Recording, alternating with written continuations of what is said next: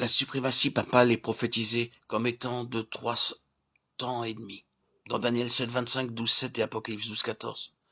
De 42 mois dans Apocalypse 11, 2 et 13, 5. De 1260 jours dans Apocalypse 11, 3 et 12, 6. La mesure biblique pour les périodes prophétiques dit que 1 jour égale 1 an. Ézéchiel 44, 6. Elle permet donc de comprendre clairement que dans toutes ces références, il est question de la même période de 1260 années réelles. Un temps, selon leur compréhension, signifiait 1 an. À cette époque, ils calculaient en années lunaires de 360 jours par an.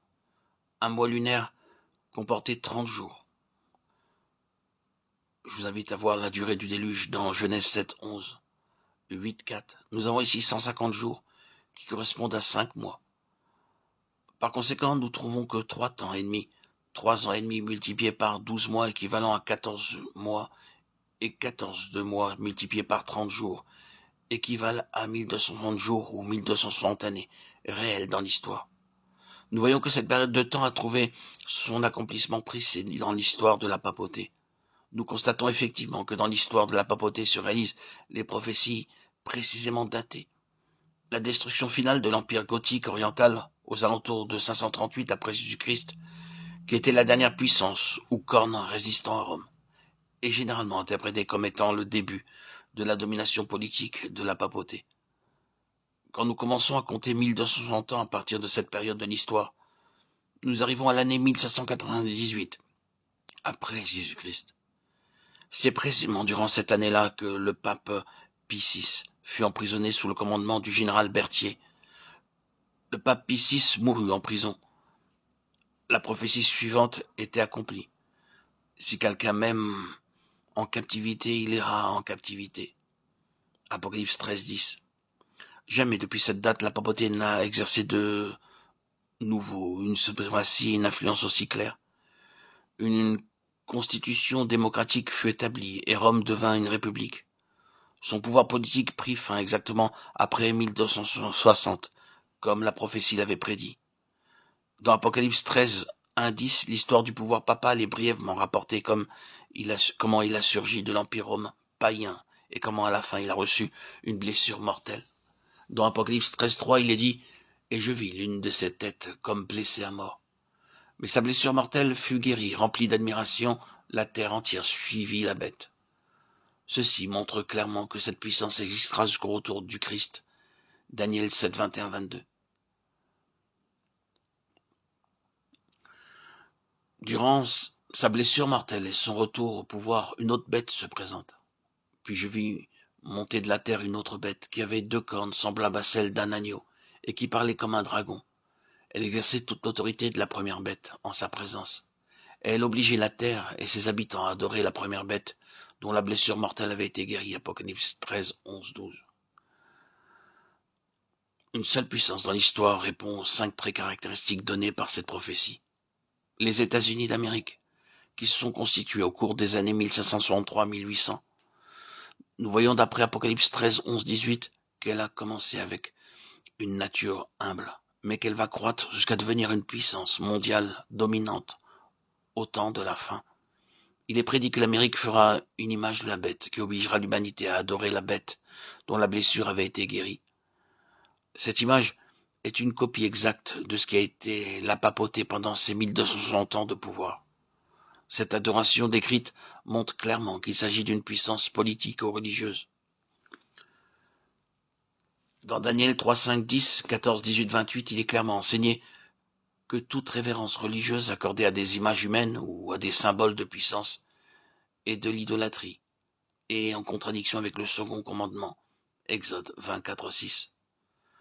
Le dimanche est un signe de puissance, un signe de l'autorité papale, à instaurer ses propres lois. La prophétie révèle que l'Amérique imposera l'observation du dimanche, la marque de la bête, en faisant une image. Cette image n'est rien d'autre que le protestantisme à l'apostat, une union œcuménique des églises qui s'unira au gouvernement pour imposer des lois religieuses. Le monde entier obéira à la loi de sanctification du dimanche. C'est la fierté de la papauté de penser qu'elle peut changer les 10 commandements, la loi de Dieu. Ceci sera une question décisive dans l'avenir, une question de vie ou de mort. Apocalypse 13, 14, 15. Obéir à Dieu ou au commandement des hommes. Michée 3, 18, 19. Apocalypse 16, 2. Notez bien ceci. À cette époque, l'Amérique fera de grands prodiges jusqu'à faire descendre du feu du ciel sur la terre, à la vue des hommes. Pensez à la bombe atomique sur Hiroshima en 1945, à la guerre aérienne en Irak, ou à l'accroissement des faux réveils des mouvements charismatiques qui ont commencé en Amérique. Et elle séduisait les habitants de la terre par les prodiges qui lui étaient donnés d'opérer en présence de la bête, Matthieu 24, 24, disant aux habitants de la terre de faire une image de la bête, qui avait été blessée par l'épée qui vivait, et qui continuait à vivre. Apocalypse 13, 13, 14. La papauté proclame qu'elle est à l'origine du changement du sabbat, au premier jour de la semaine, qui est la marque de son autorité en matière de religion. Daniel 7, 25. L'observation du dimanche comme jour de culte est due à l'Église catholique et ne peut être défendue qu'en utilisant des principes catholiques. Dans toutes les Écritures, il n'y a pas un seul passage qui ordonne le transfert du culte du dernier jour de la semaine, le samedi, au premier jour, le dimanche. Nous célébrons le dimanche au lieu du samedi parce que l'Église catholique a transféré le caractère sacré du samedi au dimanche. Au concile de Laodicée, en l'an 364 de notre ère. Le sabbat, septième jour de la semaine, fut observé et reconnu comme tel par Christ, les apôtres et les premiers chrétiens jusqu'à ce que le concile laodicéen abolit presque ce dernier. Le concile de Laodicée régla en premier lieu la question du jour du Seigneur et interdit l'observation du sabbat, menaçant d'anathème les récalcitrants, les menaçant d'excommunication. Le sabbat, jour le plus célèbre, devint alors le jour du Seigneur.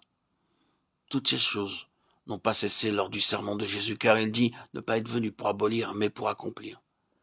Mais elles ont été changées par l'autorité de l'Église. C'est l'Église catholique qui a transféré le jour du repos du samedi au dimanche, premier jour de la semaine. À quelle Église de monde civilisé obéit-il? Les protestants reconnaissent le grand respect dû à la Bible, et pourtant, en célébrant le dimanche, ils reconnaissent l'autorité de l'Église catholique. La Bible dit « Souviens-toi du jour du sabbat, pour le sanctifier ». Mais l'Église catholique dit « Non, observe le premier jour de la semaine comme saint », et le monde entier lui obéit. L'Église catholique revendique bien sûr que le changement du sabbat au dimanche a été fait par elle, et cet acte est la marque de son autorité ecclésiastique dans les affaires religieuses. La célébration du dimanche a toujours été un arrangement fait par les hommes. Dans Apocalypse 13, 18, nous trouvons un autre signe, le nombre de la bête, que celui qui a de l'intelligence calcule le nombre de la bête, car c'est un nombre d'hommes, et son nombre est 666.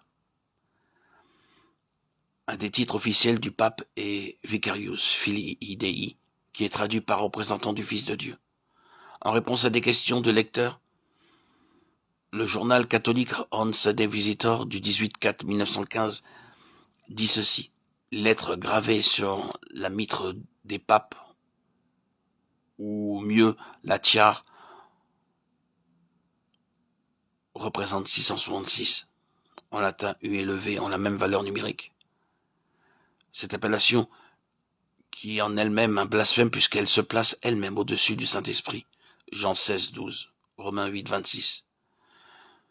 Le vrai représentant de Christ sur terre est le nom de la bête, Apocalypse 13, 17. D'après les indications d'Apocalypse 13, 17, 18, nous trouvons le nombre de son nom, 666. Puis en latin, certaines lettres ont des valeurs numériques. Nous n'avons qu'à les additionner. C'est la prophétie qui indique qui est l'Antéchrist. 2 Timothée 2, 3, 12, 1 Jean 4, 3, 2 Jean 7, Romains 8, 3. Le terme grec antéchrist signifie quelqu'un qui se met à la place de loin du Seigneur, à la place de Christ. En d'autres termes, l'antéchrist est le prétendu représentant du Christ. Exactement ce que le pape proclame être. Jésus-Christ est l'unique et le véritable souverain sacrificateur dans le sanctuaire céleste après son ascension, comme ministre du sanctuaire et du véritable tabernacle qui a été dressé par le Seigneur et non par un homme. Hébreux 8, 1, 2.